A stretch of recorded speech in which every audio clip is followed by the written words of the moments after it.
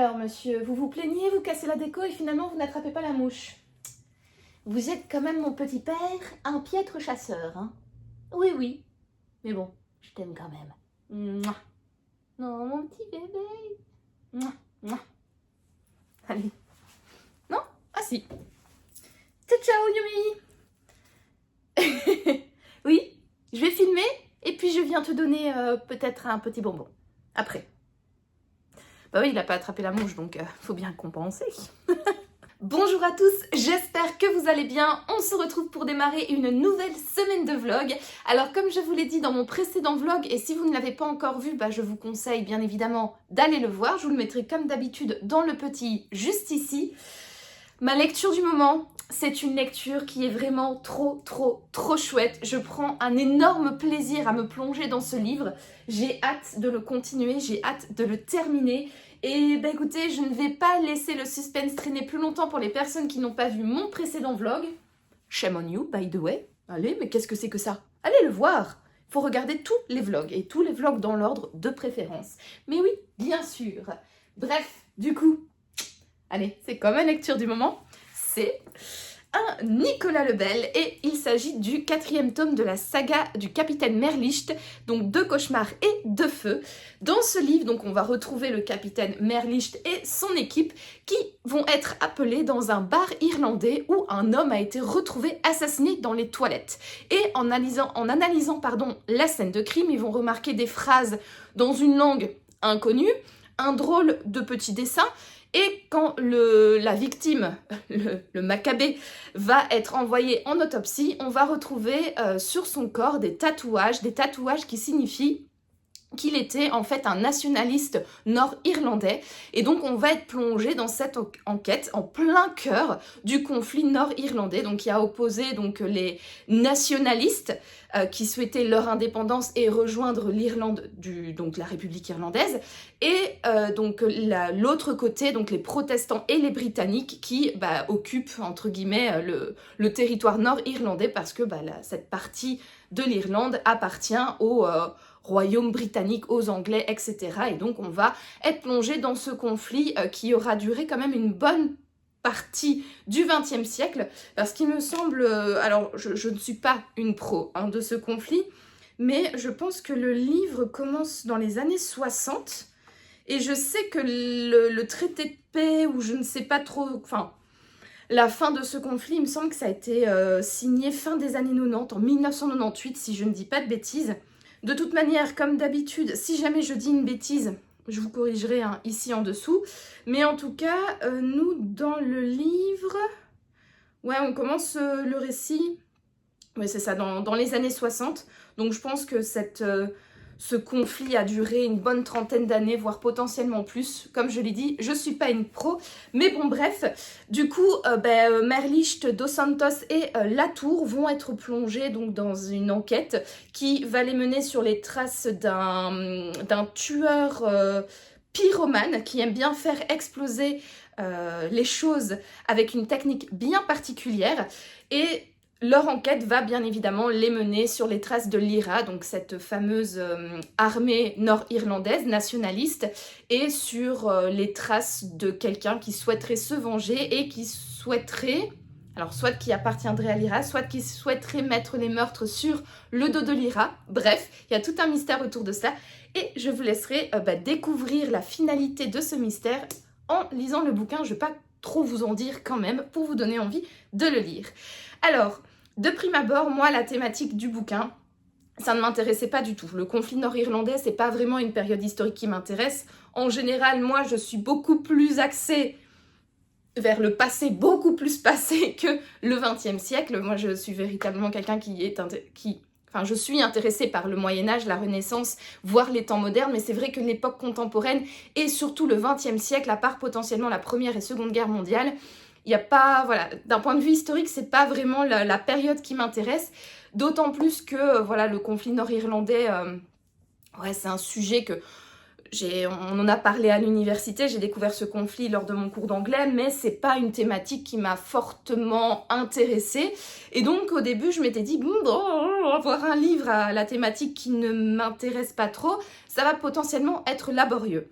Mais en fait, Pas du tout, et c'est là où on remarque le talent d'auteur de Nicolas Lebel. Je trouve qu'il arrive en fait à parler de ce sujet, d'un sujet qui, de prime abord, ne m'intéressait pas, et pourtant à le rendre intéressant pour des lecteurs de base complètement réfractaires. Et ça, je trouve que c'est vraiment une prouesse. Je prends beaucoup de plaisir à cette lecture. Je suis à la limite, c'est pas forcément vrai, mais en fait, je trouve que je prends tellement de plaisir à ma lecture que je suis limite à la recherche d'un bouquin qui va m'expliquer toute l'histoire de ce conflit, et j'ai envie limite d'aller me renseigner de mon côté, que ce soit sur Wikipédia ou dans des bouquins scientifiques, pour en apprendre plus sur ce conflit. Alors, je n'irai pas jusqu'à là, hein, bien évidemment, je caricature un petit peu mon avis, mais c'est bien pour vous montrer qu'il arrive véritablement à rendre le sujet intéressant, à un point que, voilà, on entre véritablement en empathie avec les personnages, et il y a quand même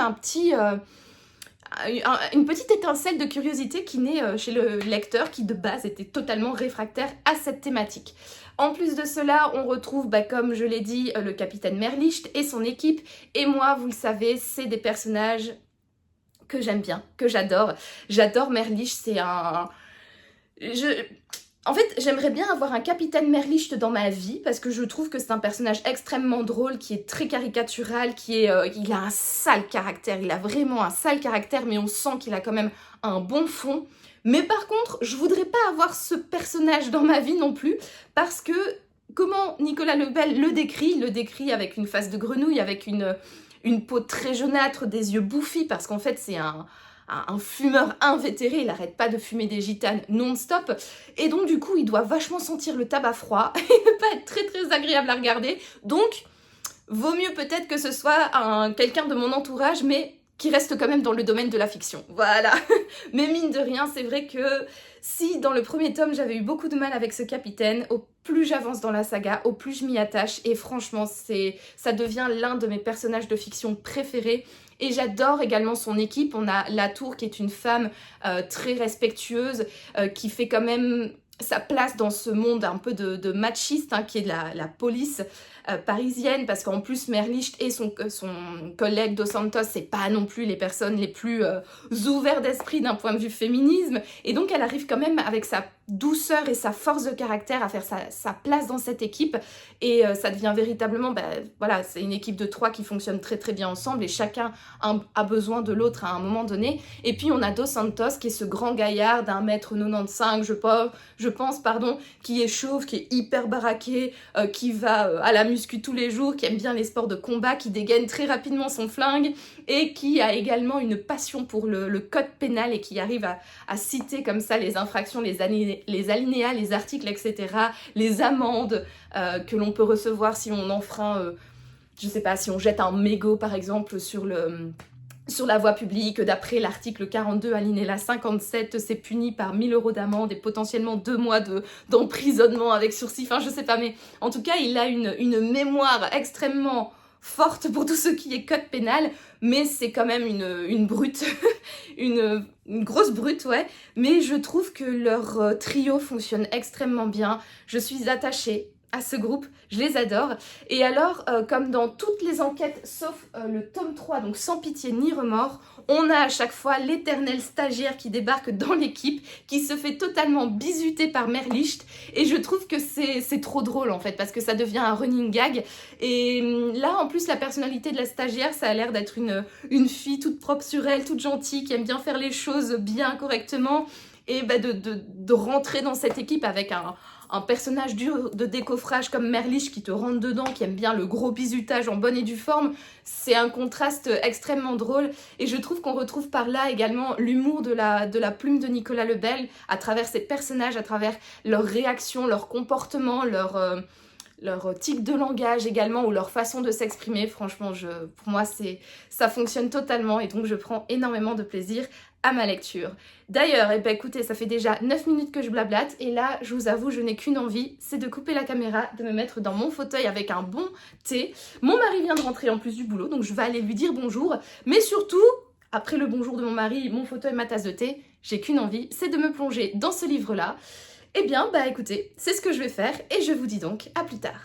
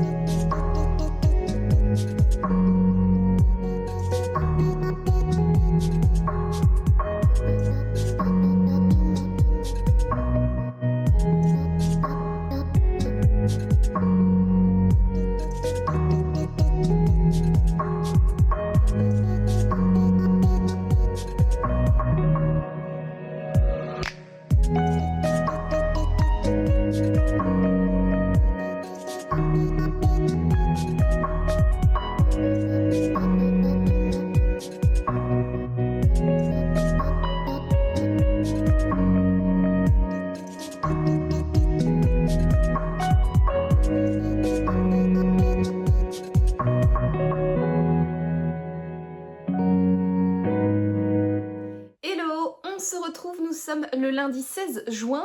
Je crois que nous sommes le 16 juin, en tout cas nous sommes un lundi en juin et je viens clôturer cette semaine de vlog. Alors la semaine, j'avoue, elle a été pas mal chargée, donc j'ai pas pu reprendre la caméra comme je l'aurais souhaité, bien évidemment, pour vous faire des petits updates lecture au fur et à mesure de ma lecture, donc de mon Nicolas Lebel, de Cauchemar et de Feu. Mais bon, bref. Semaine chargée, pas eu le temps de prendre la caméra, mais heureusement, j'ai eu quand même le temps de lire. Et j'ai eu le temps de terminer, donc de Cauchemar et de Feu, donc qui est le 4e tome de la saga Merlicht, du capitaine Merlicht, de Nicolas Lebel. Vous voyez ma tête de contente? C'était vraiment trop bien. Franchement, c'était une très chouette lecture. J'ai trouvé que ce roman, par rapport aux autres, d'un point de vue psychologie du méchant, c'était le plus développé. Et j'ai trouvé également que c'était un peu le plus noir. L'épisode du capitaine Merlicht le plus noir. Alors, on retrouve bien évidemment de la noirceur dans Sans pitié ni remords. On a affaire à des méchants hyper violent, hyper sanguinaire, mais contrairement à celui-ci, en fait, ce que j'ai bien aimé dans celui-là, c'est que on va suivre en fait la construction du méchant. En fait, on va suivre un gamin dans les rues du nord de l'Irlande et on va suivre son évolution au fur et à mesure de l'année et on va voir en fait petit à petit se mettre en place dans sa personnalité, les engrenages du mal, et on va totalement assister à son basculement et au fait qu'il devienne de plus en plus noir, de plus en plus violent, de plus en plus méchant, de plus en plus radical dans ses pensées. Et ça, du coup, j'ai beaucoup aimé parce qu'on assiste véritablement à la naissance d'un meurtrier, à la naissance d'un pyromane, d'un tueur un peu de masse, même parfois. Et ça a un côté noirceur très... comment je peux expliquer ? En fait, quand on suit son évolution, on voit les choses arriver. On espère bien évidemment qu'elles n'arrivent pas, mais bon, comme on a une double temporalité dans le roman, on sait très bien qu'elles y arrivent parce qu'on suit l'enquête de Merlicht au présent, et puis bah, voilà, il y a une double temporalité. Mais il y a un côté très profiling, très noir, très sombre, où en fait on va véritablement développer la psychologie du personnage, où en fait c'est quelqu'un qui devient foncièrement méchant de par son expérience, de par son vécu et de par les personnes qui l'entourent, qui le rendent du coup méchant, et également par sa propre... comment expliquer ça ? En fait, il bascule totalement mentalement, quoi. Et lui, au fur et à mesure qu'il grandit et qu'il avance et qu'il fait ses méfaits, en fait, il s'auto-construit en tant que méchant. Et il est persuadé que sa quête a une valeur suprême et qu'il est droit dans ses bottes. Et c'est hyper intéressant. Contrairement à Sans pitié ni remords, où en fait là, on est dans un roman avec des tueurs qui sont très sanglants, qui sont complètement what the fuck, qui sont tarés, mais vraiment, qui ont cette soif de violence, cette soif de meurtre, cette soif de sang, cette soif de violence extrême. Mais du coup, comme on sait que leur psychologie, c'est vraiment des personnes qui vont... comment je peux... Ici, en fait, le méchant de l'histoire est plus sneaky. Tandis que les autres, dans Sans pitié ni remords, c'est vraiment des gros bourrins qui veulent casser des gueules, qui veulent éventrer des gens, qui veulent torturer des gens, qui veulent tuer des gens, qui veulent lui faire du mal, qui sont drogués, qui sont vraiment même drogués à l'adrénaline et à tout ce que les meurtres et la violence peut susciter à l'intérieur d'une personne qui est également complètement atteinte psychologiquement. Et du coup, je trouvais qu'on retrouvait cette dose de violence, mais beaucoup plus contrôlée, beaucoup plus sneaky, beaucoup plus malsaine en un sens ici. Et alors, aussi, contrairement à le 2e tome, donc Le Jour des Morts, en fait... je trouve que ce tome est plus développé que notamment Le Jour des Morts, parce qu'en fait ici on va véritablement assister, comme je l'ai dit, à la création du méchant, à son basculement, à tous les engrenages qui se mettent en place jusqu'à l'apothéose, donc l'explosion finale. Contrairement à dans Sans pitié ni remords avec l'enquête de contrairement à Le Jour des Morts, pardon, avec l'enquête de l'empoisonneuse, où en fait là on va pas avoir ce côté passé-présent. On va pas avoir la psychologie du personnage qui va véritablement être développée en interne. En fait, elle va être expliquée en externe. Donc en fait, c'est Merlicht et son équipe qui, au fur et à mesure de leur enquête, vont créer le profil psychologique, historique, etc. de l'empoisonneuse. Et c'est par le biais de l'enquête qu'on comprend pourquoi l'empoisonneuse a fait ça, quelles sont ses motivations, pourquoi elle a ce rituel, etc. Et donc toute la psychologie du méchant, on la connaît sous le prisme de l'enquête policière. Tandis qu'ici, on a bien évidemment ce prisme enquête policière, mais en plus, on est véritablement avec cette double temporalité, avec ce méchant qui était un enfant banal des rues du nord de l'Irlande et qui, petit à petit, en grandissant, en vieillissant, avec, comme je l'ai dit, les rencontres et les faits qui se sont déroulés dans sa vie, devient un méchant pyromane, tueur de masse, qui ne réfléchit plus trop à ce qu'il fait, en fait. Et du coup, j'ai bien aimé, en fait, qu'il y ait ce renouvellement. Donc, on va retrouver le côté méchant sanguinaire, comme dans Sans pitié ni remords, et l'évolution, entre guillemets, comme je l'ai dit, le profiling de ce méchant, comme dans Le Jour des Morts. Mais en fait, il s'est totalement renouvelé sur les thématiques, sur l'aspect de la violence et surtout sur cette construction de personnalité, cette construction, en fait, du méchant à travers le temps. Et j'ai adoré ça. J'ai vraiment aimé, en fait, être plongée dans cette double temporalité, de voir, en fait, comment ce gamin a évolué et a basculé, de voir également un petit peu ses motivations. Clairement, il a également un pet au casque, lui. Je parlais des deux dans Sans pitié ni remords, mais celui-ci, il a aussi un gros pet au casque. Franchement, il est bien dérangé. Et voilà, franchement, j'ai véritablement bien aimé ça. J'ai adoré la thématique, contre toute attente, mais ça, je vous en ai déjà parlé, il me semble, dans le précédent Rush. C'est clair qu'être plongé dans le conflit nord-irlandais, donc entre les nationalistes et ceux qui sont loyaux à la couronne britannique, à l'Angleterre, etc., c'était pas trop une thématique qui me chauffait de prime abord, et finalement j'ai pris énormément de plaisir. Je trouve que Nicolas Lebel se documente à chaque fois super bien sur les différentes thématiques qu'il aborde dans ses romans. Je trouve qu'il retranscrit ça à chaque fois de manière hyper intéressante. Moi personnellement, voilà, j'avais pas d'atome crochu et pourtant j'ai pris quand même énormément de plaisir à lire ce livre. J'ai appris plein de choses. C'était vraiment vraiment chouette, quoi. Et à aucun moment je me suis dit too much pour moi, allez vite vite vite que l'enquête elle termine. J'avais envie de vite vite vite l'enquête elle termine parce que j'avais envie de voir le dénouement, j'avais envie de continuer mon petit moment avec les personnages, que ce soit le méchant ou que ce soit Merlicht et son équipe. Également, gros point fort de Nicolas Lebel, sa plume, que je trouve exceptionnelle, hyper fluide, hyper agréable, teintée d'humour.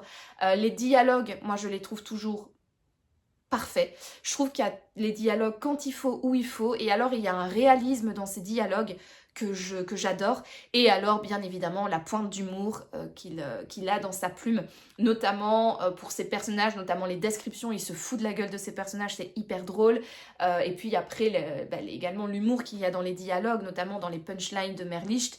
Merlicht, c'est un personnage qui est complètement désagréable. Franchement, on n'aimerait pas avoir un Merlicht dans notre vie, mais d'un autre côté, on aimerait bien avoir un Merlicht dans notre vie, parce que c'est un personnage que je trouve génialissime.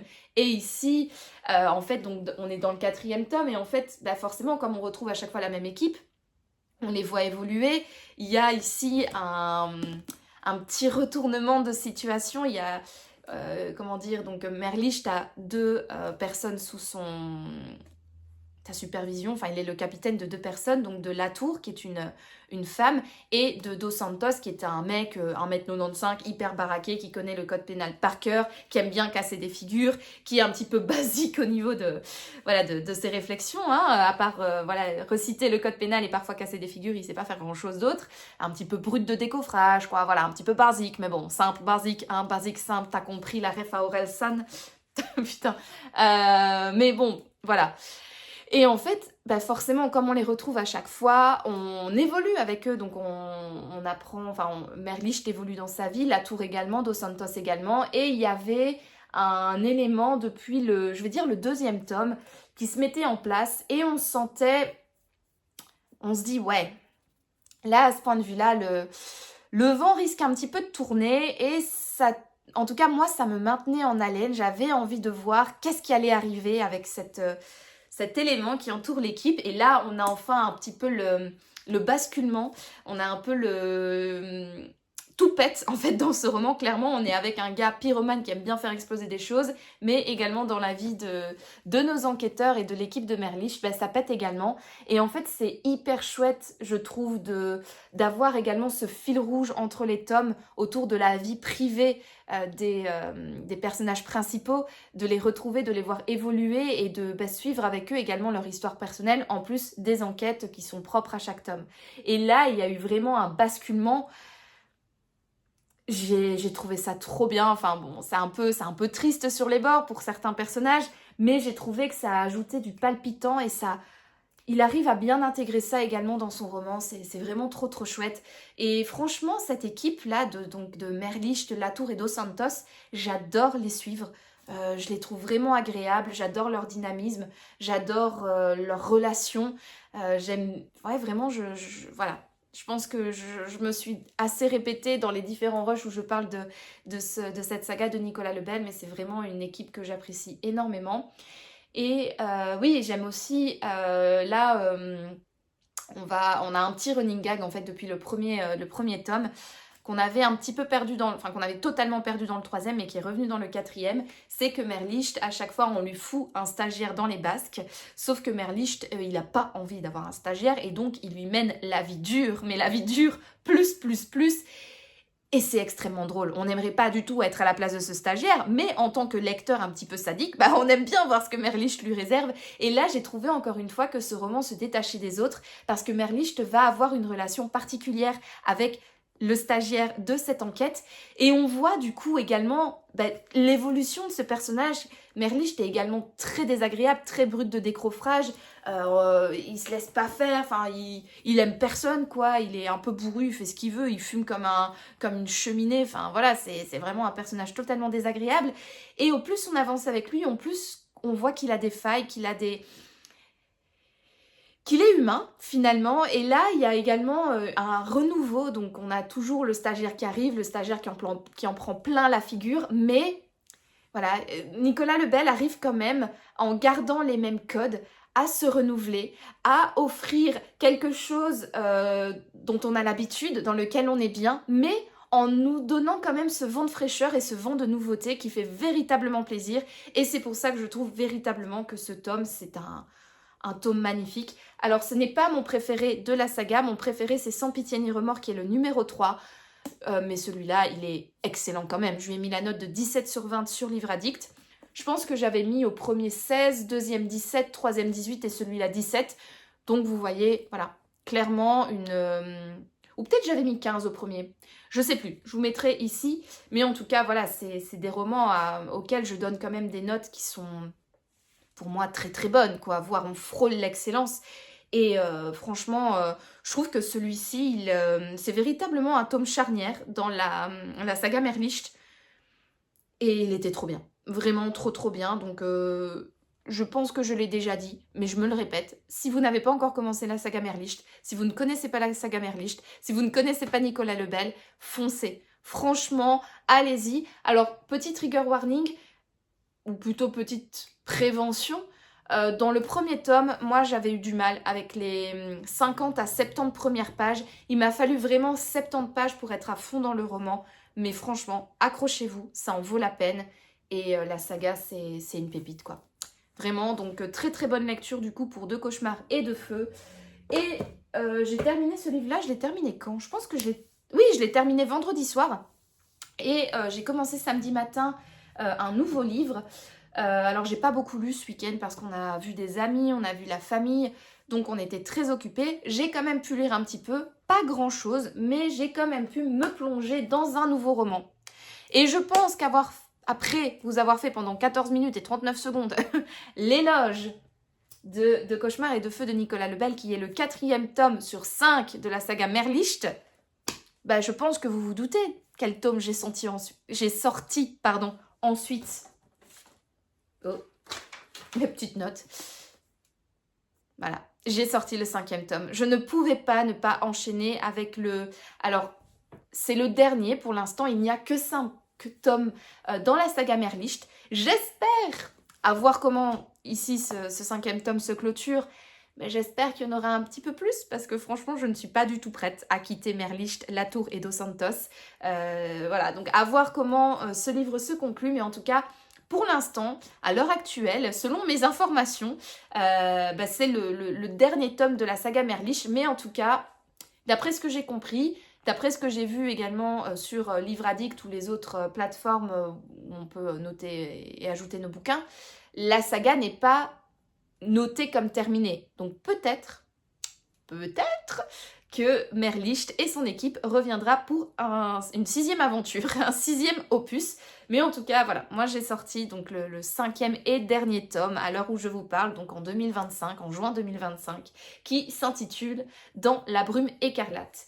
Alors, au niveau du résumé, donc là, exit l'IRA, l'Irlande du Nord, etc. On est à Paris. Et il y a en fait, donc Merlicht, c'est un petit peu un running gag depuis le 3e tome également. Merlicht se prépare pour les sélections de questions pour un champion. Parce que dans le testament de son ami Jacques, il me semble qu'il s'appelle Jacques, qui est décédé à la fin du 2e tome, il met dans son testament une clause comme quoi il doit se représenter aux sélections de questions pour un champion, parce qu'en fait Merlicht s'était déjà présenté une première fois aux sélections mais avait été totalement recalé parce qu'il a... En fait Merlicht il jure comme un charretier, vraiment il arrête pas des putains, merde, etc. Il arrête pas de jurer, il arrête pas de parler un petit peu vulgairement, et du coup il avait pas passé les sélections de questions pour un champion, et donc son ami Jacques demande dans son testament qu'il repasse les sélections, et Latour et Dos Santos, le coach sur son côté brut de décoffrage et grossier. Et lui, en parallèle, c'est quelqu'un de très érudit, Merlicht. On le remarque déjà depuis le 1er tome. Il lit énormément l'Encyclopédie Universalis. Il a une connaissance, une culture générale, plus. Et donc, c'était pour ça qu'il s'était présenté à Question pour un champion. Et là, en vue des sélections, il continue également son apprentissage, sa documentation, etc. pour pouvoir être ready quand il y a les sélections, pour pouvoir les passer haut la main avec donc ce coaching pour éviter d'être grossier. Donc ça, on ouvre le livre avec, on est à 2 jours des sélections de questions pour un champion. Donc Merlicht se prépare, etc. Mais malheureusement, il travaille toujours en tant que flic, hein, donc forcément, il va avoir une nouvelle affaire qui il va s'occuper d'une nouvelle affaire, quoi.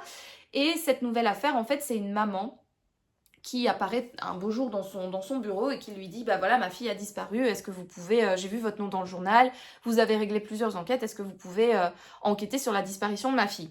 Et lui, il dit « Bah votre fille, elle est majeure, elle a disparu depuis même pas 48 heures, donc en fait, on peut pas sonner l'alerte disparition inquiétante, etc. Parce que en tant qu'adulte, elle a le droit de disparaître et ça fait pas 48 heures, donc voilà. » Mais allez savoir pourquoi, Merlicht prend quand même un petit peu cette mère en empathie et décide de quand même mettre en route la procédure d'enlèvement, de disparition, etc. Et en parallèle, il va être appelé au cimetière du Père-Lachaise parce que les gardiens du cimetière ont découvert en plein milieu d'une allée une énorme flaque de sang. Mais vraiment 2 litres, donc ça veut dire que quand un humain perd 2 litres, il peut plus... Techniquement, il ne peut plus vivre sans transfusion sanguine. Oui, c'est ça. Sans transfusion sanguine. Mais une énorme flaque de sang, quelques gouttes par-ci par-là, mais pas de corps. Donc encore un gros mystère. Qu'est-ce qui se passe? Comment c'est possible? Voilà, ils échafaudent plein de théories. Et puis, on va en parallèle, encore une fois, on va, donc un monsieur qui fait de la pêche dans la Seine, va découvrir un corps, va pêcher un corps d'une jeune fille qui est retrouvée totalement sans sang dans son corps, donc exsangue, et avec 2 petites traces ici sur son cou qui fait penser à une morsure de vampire. Et on va, dans ce roman, tourner un petit peu autour de cette thématique de... comment il l'appelle, lui de monstrou. Voilà, on a un personnage qui s'appelle Yvan, qui écrit à une certaine Mina, qu'il a retrouvé donc un personnage qu'il appelle le monstrou, le monstru, je sais pas comment on le dit, moi je dis monstrou. Et on va également, donc la jeune fille que je vous ai dit qui a disparu, elle est un petit peu goth, elle est un petit peu friande de vampires, voilà, du monde de la nuit, des créatures un petit peu particulières. Et donc on va tourner un petit peu autour de cette... voilà, on est dans une atmosphère un petit peu particulière et ce qui renforce cette atmosphère particulière autour des vampires, des monstres, buveurs de sang, tueurs de jeunes filles, etc. C'est que on est à Paris au mois de... On est à quoi, en avril? Si je dis pas de bêtises. Ouais, c'est ça, on est à la mi-avril et Paris est recouvert d'une épaisse... d'un épais brouillard. Voilà, on n'y voit pas à 100 mètres. Il y a vraiment une brume épaisse, un peu lourde comme ça, qui est sur la ville. Et donc du coup, cette enquête, elle prend parfaitement place dans une atmosphère également particulière. Et franchement, c'est assez particulier, c'est trop bien. Je trouve qu'encore une fois, voilà, c'est complètement différent des autres tomes. Ici, on est beaucoup plus, du coup, comme je l'ai dit, sur un... Bon, on se doute que ça va pas être un vampire et un monstre de Frankenstein, la créature de Frankenstein qui va apparaître, hein, bien évidemment. On reste quand même dans un polar urbain très terre-à-terre. Mais je trouve que cette atmosphère particulière qui flirte un petit peu sur la fantaisie, c'est hyper agréable. Je pense que c'est un livre qui pourrait être assez sympa à lire pour Halloween. Et ouais, voilà, donc on est plongé un peu dans une enquête à l'atmosphère totalement différente des 4 premières que j'ai lues. Alors, comme vous pouvez le voir, donc je vous ai dit, hein, j'ai commencé le livre samedi. J'ai pas eu l'occasion de beaucoup lire ce week-end. Je suis à la page 188. Je me suis encore arrêtée en plein chapitre parce que j'ai dû sortir du bus. Ça me... Ah là là, j'aime pas ça. Donc, j'ai lu 188 pages sur 535. Donc, ouais, voilà. Donc, j'ai quand même bien... Enfin, j'ai bien avancé, quoi, même si j'ai pas beaucoup lu. Et franchement, ouais, j'aime bien, quoi. Franchement, c'est cool. Comme je vous l'ai dit, l'atmosphère est sympa. Et en parallèle, on va toujours suivre Merlicht et